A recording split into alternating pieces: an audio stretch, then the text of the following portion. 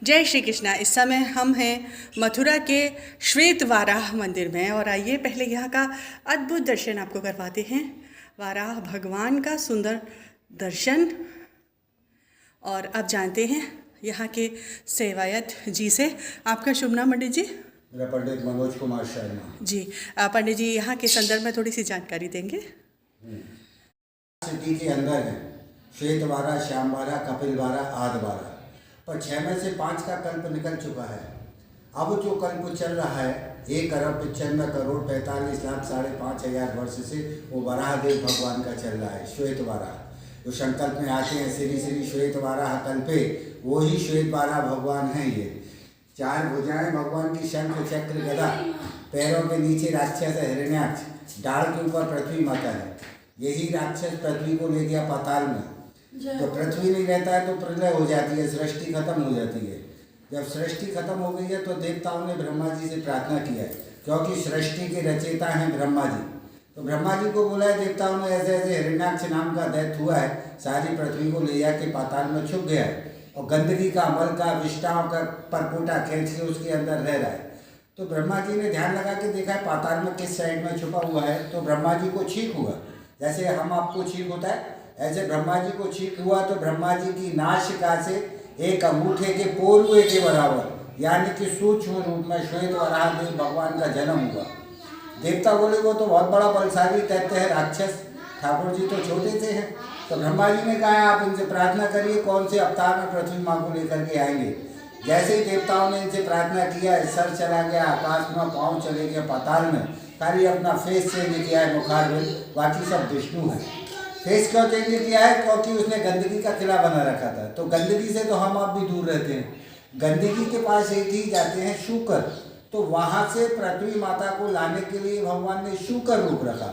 ओम जय जगदीश हरे शूकर रूप उधरे। जैसे ही देवताओं ने इनका दर्शन किया, इनके ऊपर पुष्प वर्षा किया है, फिर इनसे प्रार्थना किया है कि प्रभु कहाँ बैठ के आपका भजन पूजा करें, ये राक्षस पृथ्वी को ले गया है, चारों तरफ जल प्रलय हो गई है, सृष्टि खत्म है, आप पृथ्वी को लेकर के आइए। तो वराहदेव भगवान पाताल में गए हैं, जाकर के देखा है कि ये राक्षस अपने परपोटे के अंदर सो रहा था।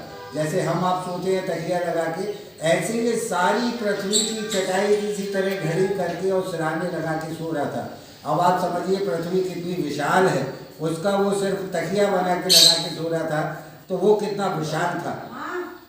तो इसके बारे में 2 शब्द बोलूँगा कि दुर्योधन जो था वो 2 वर्ष माँ के गर्भ में रहा था, तो उसने महाभारत कराया था। ये जो दोनों भाई थे हिरण्याक्ष और हिरण्यकश्यप, ये 100 वर्ष तक माँ के गर्भ में रहे थे और जन्म लेते ही हिमालय से भी बड़े हो गए थे। तो भगवान ने हिमालय से भी बड़े हो गए, तो इन्होंने इतनी घोर तपस्याएं की थी कि इन्होंने ब्रह्मा जी से मृत्यु पर विजय प्राप्त के वरदान पा रखे थे।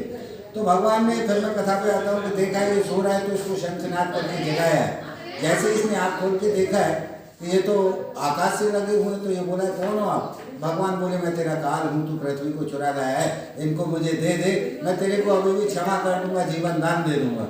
पर इन राक्षसों को मालूम था कि हमको कोई मारना तो दूर छू भी नहीं सकता है। तो ये बोलता है आप अंदर आइए और मेरे से युद्ध करिए, मेरे को हरा देते हैं तो ले जाइए पृथ्वी को। तो भगवान बोले ठीक है,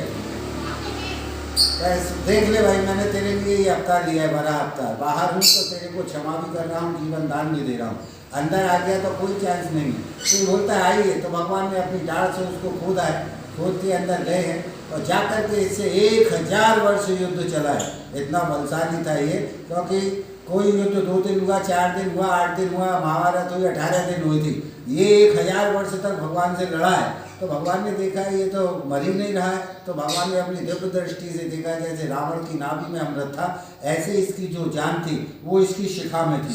तो एक भुजा से भगवान ने इसकी शिखा पकड़ी हुई है।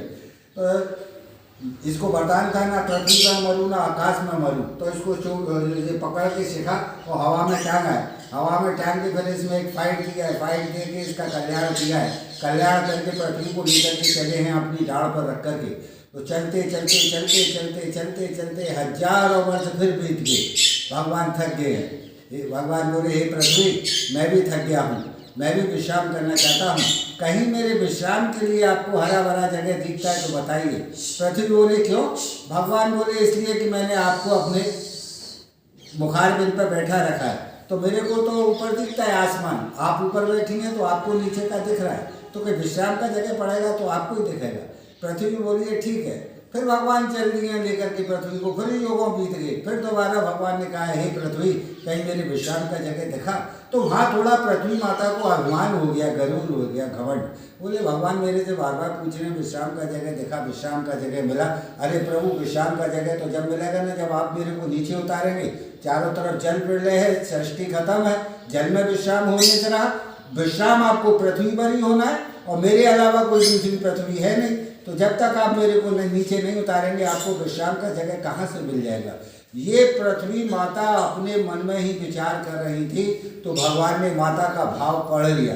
वो तो घट घट के वाची है, सबका भाव समझ लेती है। तो भगवान ने पृथ्वी को बोला, ठीक है पृथ्वी तुमको तो मेरे विश्राम का जगह नहीं मिलेगा, अब मैं तुमको लेकर के चलता हूँ जिसका कभी कुछ नहीं बिगड़ता। कितनी भी प्रलय हो जाए, कितनी भी सृष्टियाँ खत्म हो जाए, मथुरा हर युग में मौजूद रहती है, ये कभी समाप्त नहीं होती।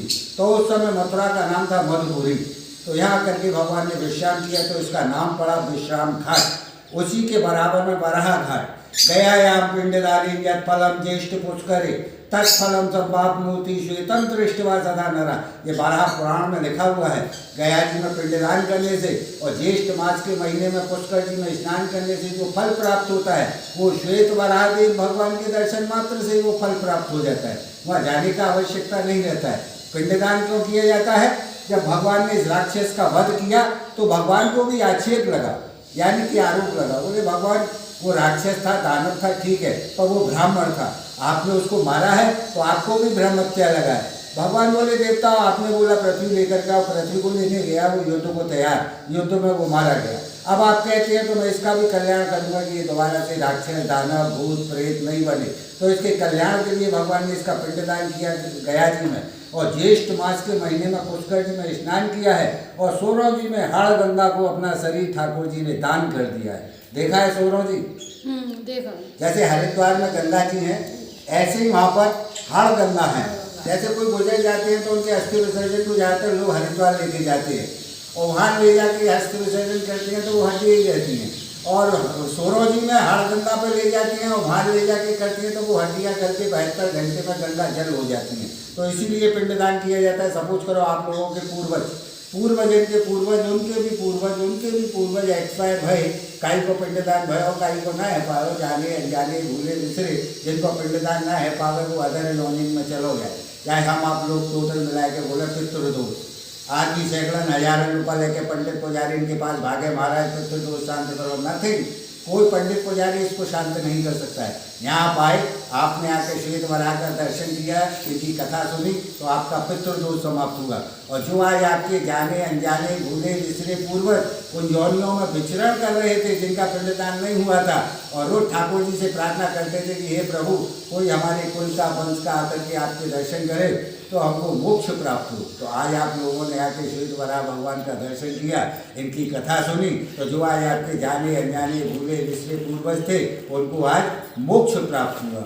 यहाँ की एक परिक्रमा से पूरी पृथ्वी की परिक्रमा को फल मिले, प्लस 84 को उसकी यात्रा को भी फल मिले।